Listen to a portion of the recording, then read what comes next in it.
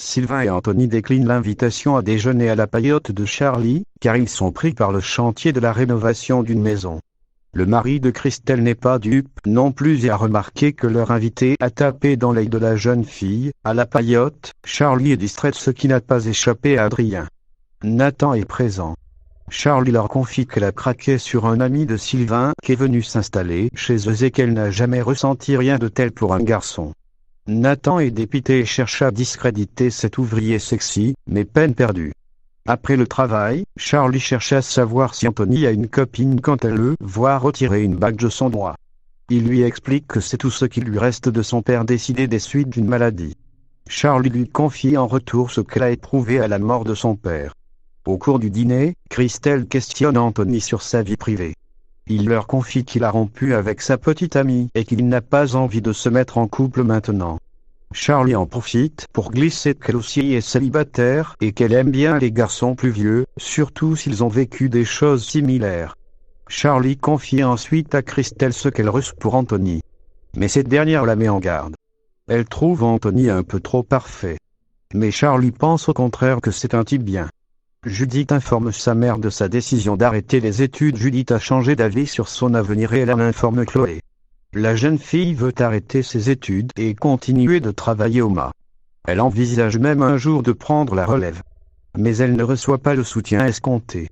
Chloé pense en effet que sa fille s'emballe un peu trop vite et que si elle change d'avis dans quelques semaines, il sera trop tard pour s'inscrire dans une fac ou une école.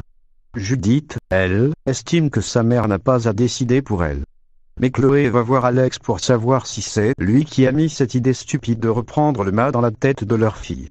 Et elle se montre catégorique. Il est hors de question que Judith arrête ses études. Mais Alex lui pensait qu'ils voulaient tous les deux la même chose, que leur fille fasse un métier qui lui plaît. Puis, il explique à Chloé qu'il n'a pas attendu qu'elle vienne jusqu'au mât pour mettre en garde leur fille sur les difficultés de son métier.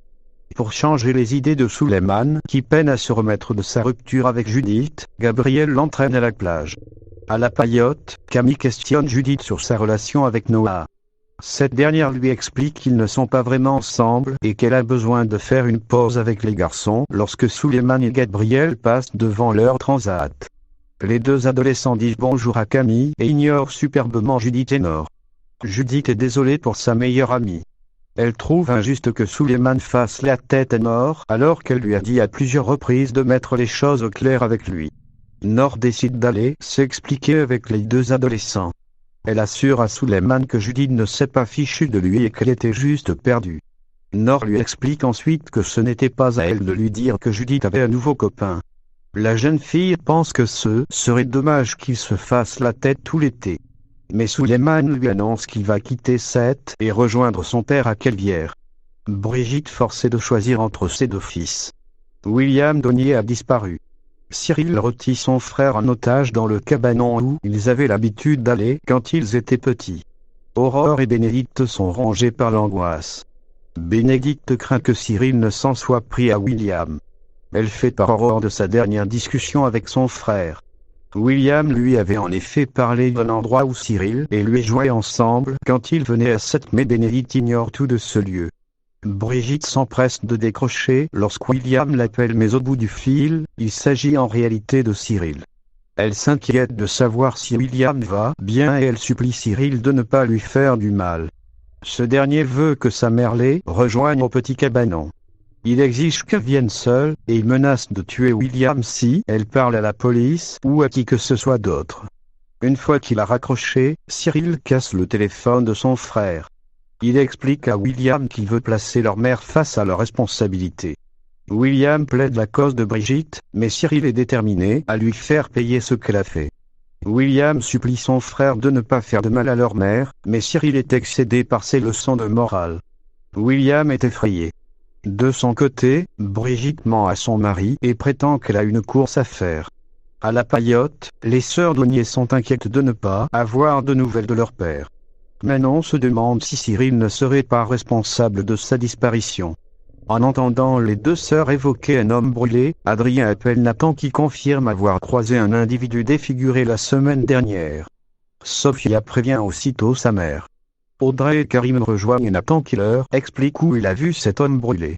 et Aurore demande au jeune homme de les y emmener. Pendant ce temps, Brigitte est arrivée au cabanon et en voyant William ligoté et bâillonné, elle s'inquiète d'emblée de savoir ce que Cyril lui a fait. Ce dernier déplore qu'après 38 ans rien n'ait changé et qu'il y en ait que pour William. Il explique à Brigitte que ce qui l'a rendu fou, c'est de ne pas être aimé par sa mère. Brigitte lui assure du contraire. Elle lui assure aussi qu'elle n'a jamais cessé de penser à lui, mais elle lui avoue qu'elle a fini par croire qu'il était mort. Cyril était parti en fait à l'étranger pour se reconstruire, mais sans succès. Brigitte le supplie de croire qu'elle les aime tous les deux autant l'un que l'autre. Arrivé sur place, Nathan indique à Aurore et Karim qu'il y a une cabane un peu plus loin. Karim charge Nathan d'appeler le 17 et les deux policiers s'engouffrent dans les bois. Pendant ce temps, Cyril enlève le ballon de son frère qui lui demande de le détacher, mais en vain. Cyril s'empare d'un bidon et asperge d'essence William. Ce dernier hurle à son frère qui vient de s'emparer d'une allumette d'arrêter, mais Cyril a perdu pied. Il laisse à Brigitte le soin de décider lequel de ses deux fils va vivre. Il donne une arme à Brigitte et allume une allumette. Soit elle tire sur Cyril et sauve William encore une fois, soit elle le laisse en vie, et il flambe William. Quelques secondes plus tard, un coup de feu retentit. Aurore et Karim se précipitent dans la cabanon. Brigitte a